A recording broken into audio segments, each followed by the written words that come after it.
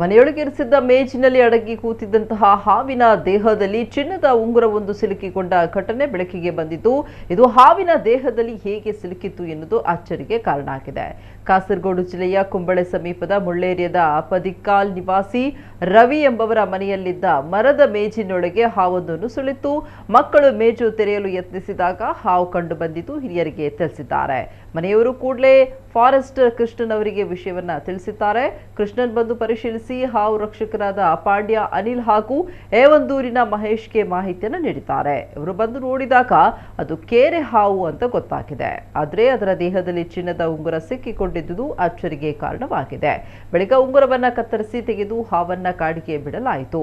ಹಾವಿನ ದೇಹದಲ್ಲಿ ಚಿನ್ನದ ಉಂಗುರ ಹೇಗೆ ಸಿಲುಕಿಕೊಂಡಿದೆ ಅಂತ ತಿಳಿದು ಬಂದಿಲ್ಲ. ಹಾವು ಮರಿ ಇರುವಾಗಲೇ ಉಂಗುರ ಸಿಲುಕಿಕೊಂಡಿರಬಹುದು ಅಂತ ಶಂಕಿಸಲಾಗಿದೆ. ಚಿನ್ನದ ಉಂಗುರ ಸದ್ಯಕ್ಕೆ ಅರಣ್ಯ ಇಲಾಖೆ ಅಧಿಕಾರಿಯ ಸುಪರ್ದಿಯಲ್ಲಿದೆ.